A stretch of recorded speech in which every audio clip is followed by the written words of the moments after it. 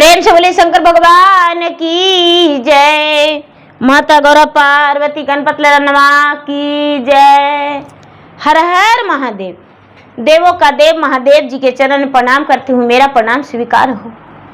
माता गौरी पार्वती के चरण में प्रणाम करती हूँ, मेरा प्रणाम स्वीकार हो। गणपति ललनवा के चरण में प्रणाम करती हूँ, मेरा प्रणाम स्वीकार हो। सब देवी देवताओं के चरण में प्रणाम करती हूँ, माता और पिताजी के चरण में प्रणाम करती हूँ, मेरा प्रणाम स्वीकार हो। गुरु भाई बहना, मैं एक कथा सुनाने जा रही हूँ। इस कथा को पूरा सुनिए और रहस्य जानिए।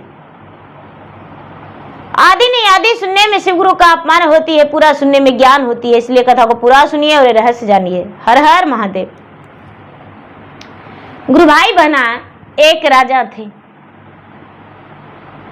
और उनका 3 संतान था, 2 बेटा और 1 बेटी। देखिए दीदी, संसार में कैसे कैसे लोग होते हैं, कहानी सुनेंगे तब पता चलेगा। जो राजा थे उनका तो राजा का नौकरी था, उनकी रानी जो थी महारानी थी। घर में तो नौकर चाकर था, घर में नौकर चाकर था। उनके यहाँ एक मंत्री भी रहता था। धन संपत्ति के कमी नहीं था, भरा पड़ा था। 2 लड़का और 1 लड़की, 3 संतान होने के बाद राजा साहब की पत्नी सुभद्रा इस दुनिया को त्याग कर चल दी। राजा साहब की पत्नी सुभद्रा इस दुनिया को छोड़कर और अपना प्राण त्याग कर चल दी। उसके तन से प्राण पखेरु निकल गया और सुभद्रा का शरीर रह गया। राजा अपने पत्नी को देख देख के बिलख बिलख के बहुत रोए। लेकिन गुरु भाई बहना, जो प्राण पखेरु निकल जाता है वो कभी लौट कर नहीं आता है। और एक तन में से सोने का पिंजरा तोड़ कर एक तोता निकल गया। तो देखिए क्या होता है दीदी। राजा साहब अग्नि संस्कार कर दिए। तीनों बच्चन जो है मां का बहुत याद कर कर के रोने लगा। राजा भी बच्चे को लाड प्यार देते थे, लेकिन उन्हें अब गलत लत धरा गया। किसी पड़ोस से गलत संबंध बना लिए और उसके घर जाने लगे। राजा नशा भी करने लगे। राजा को जो मंत्री थे बार बार मना करते थे, राजा साहब आप बहुत गलत करते हैं। लेकिन राजा किसी को बात नहीं मानते थे। राजा के पास जो भी पैसे था, रानी का गहना था, वो अपने पड़ोसन को दे दिया करते थे और उनके साथ पूरी रात बिता लेते थे। राजा को सुभद्रा का गम खत्म हो गया। धीरे धीरे समय बीतने लगा। तीनों बच्चा बड़ा होने लगा। जो बड़ी थी लड़की वो 14 साल की थी। लड़का जो था बड़ा वाला वो 12 साल के था, छोटा वाला 10 साल का था। तीनों ज्यादा छोटा भी नहीं था, ज्यादा बड़ा भी नहीं था। अब कुछ दिन के बाद राजा अपने पड़ोसन से कहते हैं कि अरे अब तुम्हारे घर आते आते मैं थक गया हूं, तुम मुझसे शादी कर लो और मेरे घर मेरे बच्चे की मां बन जाओ। पड़ोसन राजा के गाल में खींच के तमाचा मारी और कहती है कि ए बेशरम, अरे तुझे ये नहीं समझ में आता है, तुम्हारा 3-3 बच्चा के मां हम बनेंगे? ऐसा नहीं हो सकता है। यदि मुझे अपना घर ले जाना है तो तीनों बच्चा के जाके मार डालो, उसके बाद हम तुम्हारा पत्नी बन जाएंगे। राजा पड़ोसन के प्यार में पागल थे। उन्हें लगता था कि यह जीवन साथी मेरे लिए बड़ा ही महत्वपूर्ण है और इसके बिना हम नहीं रह सकते हैं। घर आए, अपने छोटे बेटा के पास बड़े प्यार से बैठे। कहते हैं कि बेटा, तुम बड़ा उदास बैठे हो। छोटा बेटा बबलू कहता है, पिताजी, माँ का बहुत याद आ रहा है। दीदी मेरा बहुत लेट खाना बनाती है और माँ का याद मुझे बहुत सताता है। पढ़ाई में भी मन नहीं लगता है। राजा कहते हैं, बेटा चिंता मत करो, आज के बाद तुम्हें सब मन लगेगा। देखो, तुम्हारे लिए मैं बहुत अच्छे अच्छे मिठाइयां लेकर आया हूं। राजा साहब मिठाइयां में कुछ ऐसी नशे की दवा, गलत दवा डाल दिए और छोटा बेटा को खिला दिए। छोटा बेटा खा के और अपने पिता के गोद में जीवन भर के लिए सो गया।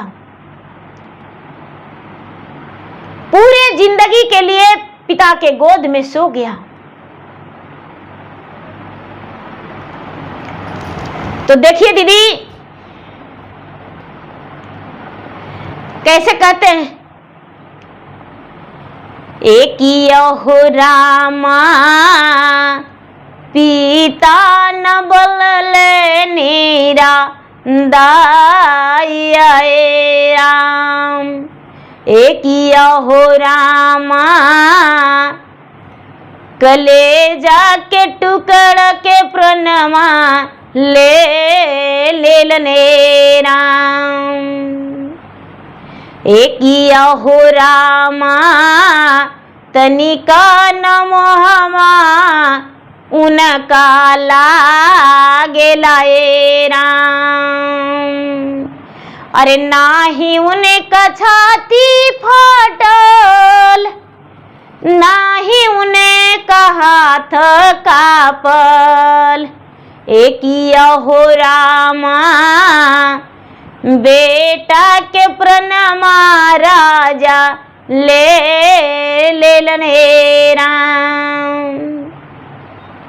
एक भैया बहना, जब पिता के गोद में बच्चा सो गया सदा के लिए, तो पिताजी देखे कि मेरा बेटा मर गया और बड़े प्रेम से कहते हैं कि अरे बाबू मेरा गोद में सो गया। माँ के मरने के बाद आज मेरा गोद में सोया है, इसे बिस्तर पे सुला देते हैं। राजा बड़े प्रेम से बिस्तर को बिछा दिए, गदा वाला बिस्तर पे सुला दिए अपना छोटा बेटा को और उसे मच्छरदानी लगा के चादर उड़ा दिए। पंखा भी चालू कर दिए कि मेरा बेटा को एक कीड़े मकोड़े मच्छर नहीं लगे, और अपने अलग कमरा में सो गए। फोन से बात करते हैं पड़ोसन से कि अरे मैं तुम्हारा काम कर दिया हूं, शादी तो करोगी ना? पड़ोसन बोलती है, क्या तीनों कि एक? तो नहीं, एक का, छोटा का। पड़ोसन मन ही मन मुस्काने लगी। हा हा, बड़ी खुशी की बात है, ये तो बड़ा खुशी की बात है कि राजा ने अपना छोटा बेटा को मार दिया। सवेरा हुआ, जो बहन थी, बहन का नाम मधु था। मधु बेचारी भाई का लंच बना के टिफिन में पैक करके, और याद आया कि अभी तक मेरा बबलू भाई जागा नहीं है। बड़ा भाई तो जाग गया है लेकिन छोटा वाला नहीं जागा है। जाके सर पकड़ के हिलाने लगी तो जैसे करती है वैसे हो जा रहा है भाई का हाथ पांव में जान नहीं। बड़ा जोर से चिल्लाती है, अरे भाई, मेरा भाई बोल नहीं रहा है, पिताजी किधर गए? जल्दी से आइए ना, बबलू तो बोल नहीं रहा है। अब राजा जो थे, राजा पत्थर दिल वाले राजा दौड़ के आए। क्या हुआ? गोद में लेकर रोने लगे और कहने लगे, अरे तुम तीनों को तो सूरत देख के हम जिंदा थे, आज हम जिंदा किसको देख कर रहेंगे?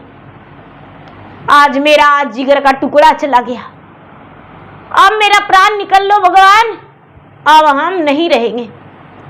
सब लोग समझाने लगे कि राजा साहब, अरे पत्नी चल गई, एक बेटा चल गया, अभी 2 संतान और है, इसको देख कर रहिए। राजा का झूठी आंसू तुरंत सूख गया। लोग उसे जाके मिट्टी में दबा दिए। अब राजा उसके साथ उसके पास जाने लगे। रास्ते का रोड़ा तो खत्म हो गया, रास्ते का रोड़ा तो खत्म हो गया दीदी। अब क्या होता है? कुछ दिन के बाद फिर से पड़ोसन कहती है कि अब हम तुम्हारे बच्चे का मां बनने वाले हैं, अब हम तुम्हारे घर ऐसे नहीं जाएंगे, बच्चे को गोद में लेकर जाएंगे, लेकिन तुम्हारा जो मनुष्य बेटा और मनुष्य बेटी है उसका नजर पड़ जाएगा तो शायद मेरा भी मृत्यु हो जाएगा, इसीलिए उसे मार दो पहले। राजा कहते हैं, रे मेरा पहली पत्नी का बेटा है, बेटी है, एक तो मर गया, अब दूसरा को मार दे? नहीं मारेंगे। तमाचा खींच के राजा के गाल में देती है पड़ोसन और कहती है, अरे पापी मूर्ख, तेरा बच्चे का मां बनने वाले हैं और तू अपना बेटा और बेटी को नहीं मार सकता है मेरे लिए? तो ठीक है, लो हम अपना बच्चा को खत्म कर देंगे और अपना भी प्राण त्याग देंगे। आएगा पुलिस हाथ में हथकड़ी लगा के तुमको ले जाएगा, मैं लेटर लिख के और अपना प्राण त्यागेंगे। राजा कहते हैं, अरे चिंता मत करो, हम अपना बेटा को मार देंगे। राजा आए घर पे और घर पे आकर कहते हैं, बेटा एक गिलास पानी पिला दो, बहुत जोर से प्यास लगा हुआ है। बड़ा बेटा कहता है, पिताजी इस वक्त कुएं से पानी नहीं, क्या रखा हुआ पानी दे सकते हैं? राजा कहते हैं, कुएं से पानी निकाल कर दे दो बेटा। राजा अपना बेटा को कुआं में टेल दिए और बेटा कुआं में गिर गया। जब कुआं में गिर गया दीदी तो कुआं में बेटा मर गया। राजा शोर भी नहीं मचाए और बेटा मर गया। सुबह उठे तो मधु खोजने लगी अपना भाई को, भाई मेरा नहीं है। पानी के लिए कुआं में निकालने गई तो भाई तो मर के छपला गया था।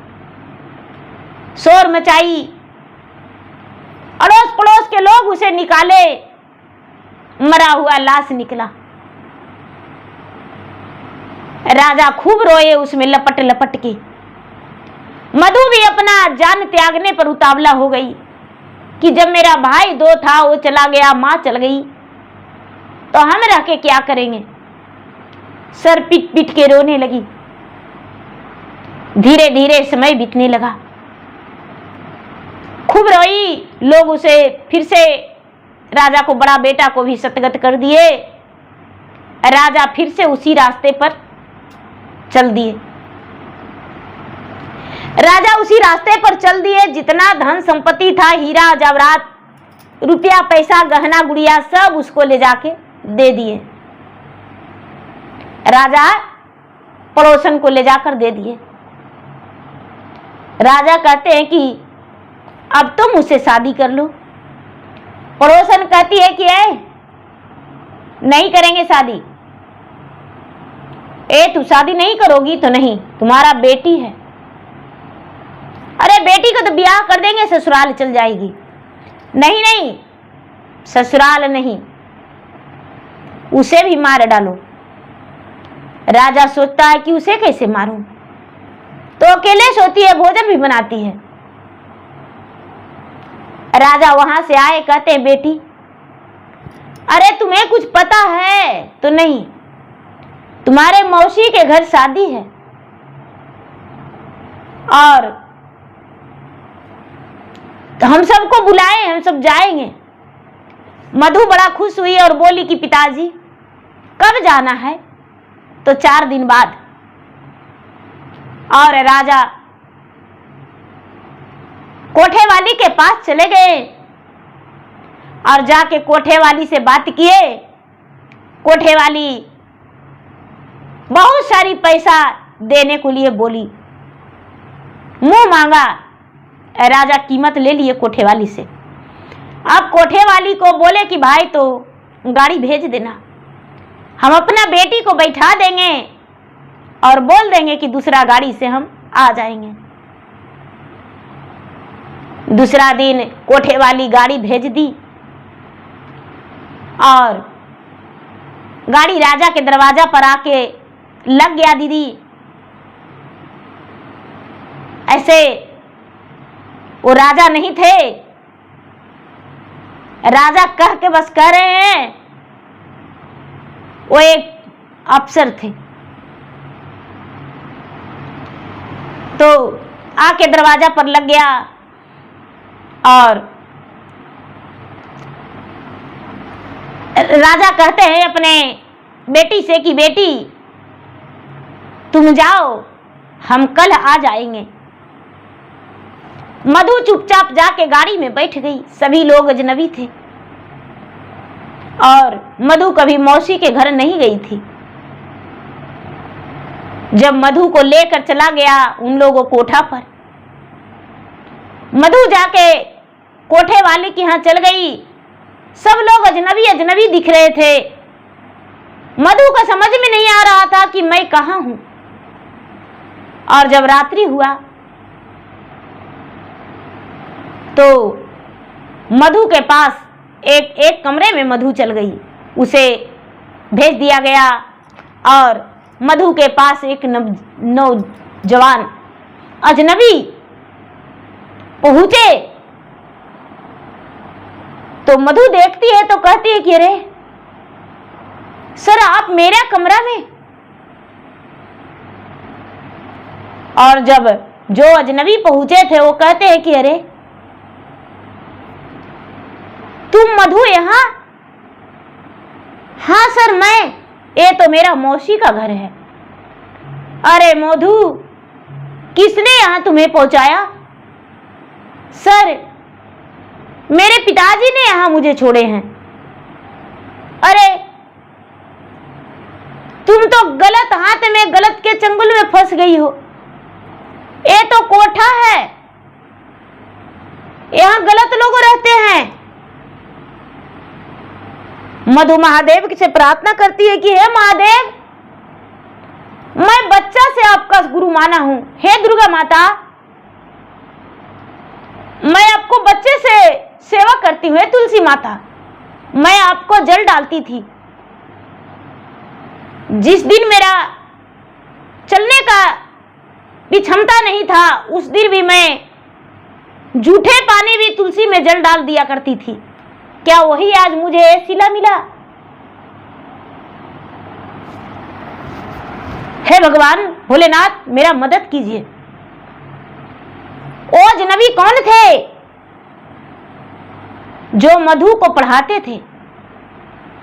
मधु का टीचर का उसी गांव में घर था, उसी बाजार में घर था और छुट्टी पे गए थे और वहां गए। देखिए भगवान ऊपर वाला को बचाने के लिए मधु को वहां भेज दिए, उनके टीचर को।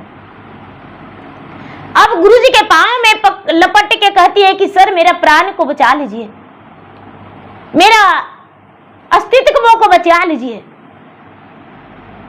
गुरुजी कहते हैं कब आई हो? तो आज ही तो आए हैं। गुरुजी कहते हैं कि देखो मेरे पास एक उपाय है बचने का। क्या सर?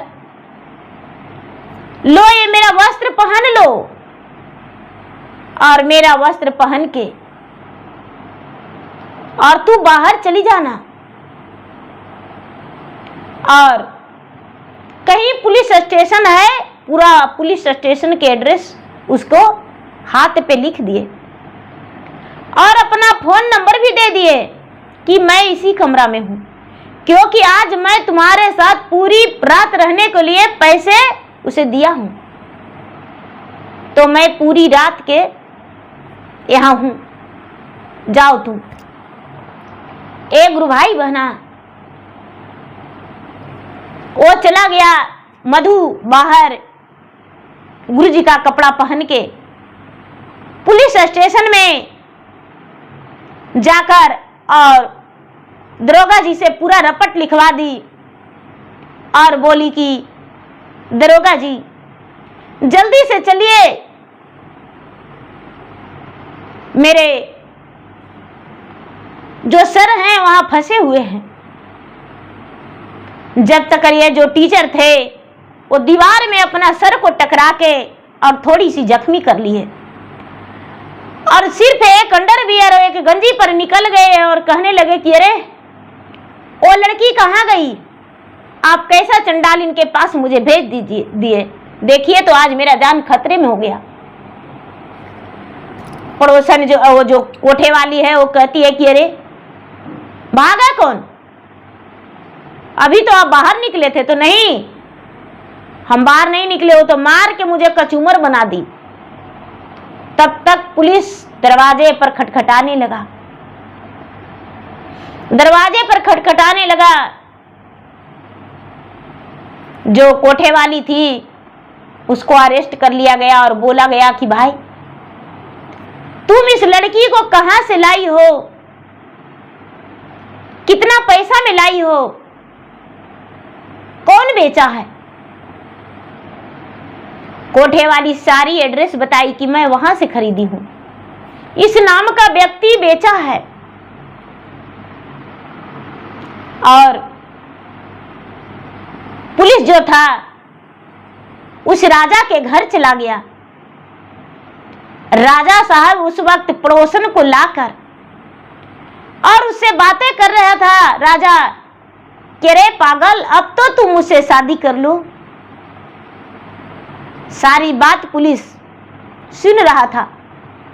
अब तो तुम मुझसे शादी कर लो, तुम्हारे ही चलते मैं अपना छोटा बेटा को मिठाई में जहर डाल के खिला दिया, मैं बड़ा बेटा को कुएं में डाल के मार दिया और अपना बेटी को बेच दिया।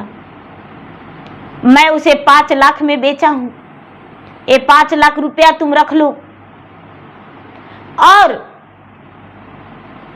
बाकी प्रॉपर्टी का मालकिन तुम हो।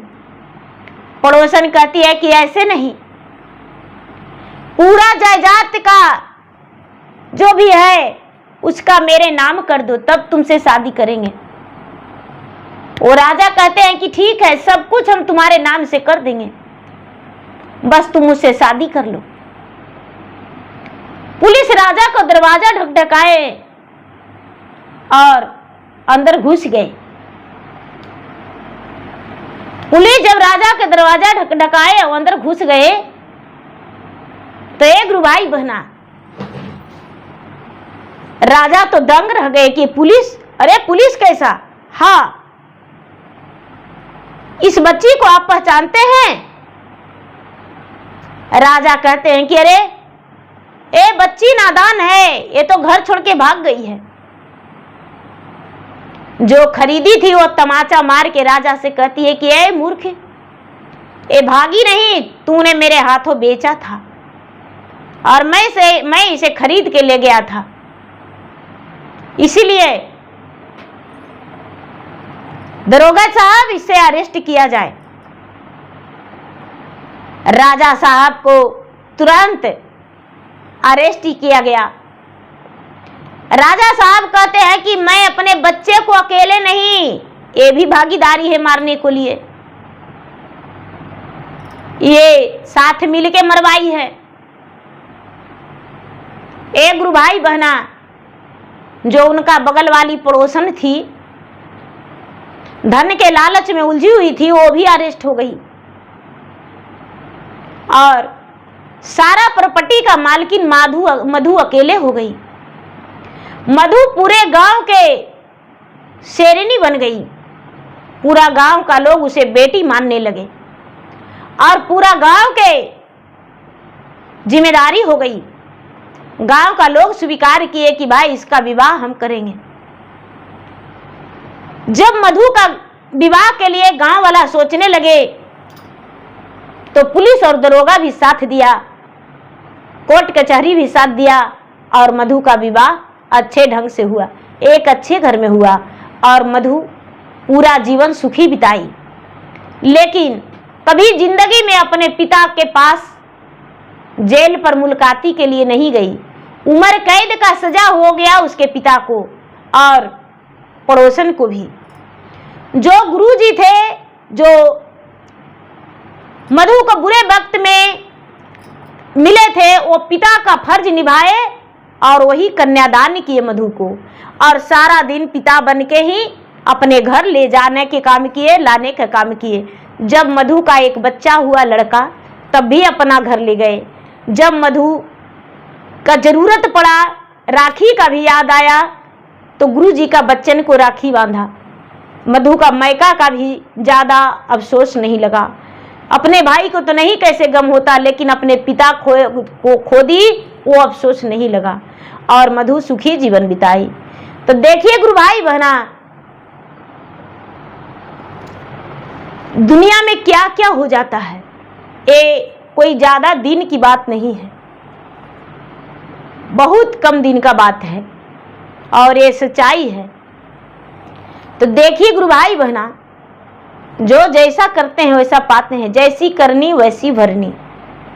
प्रेम से बोले शंकर भगवान की जय। धन्यवाद।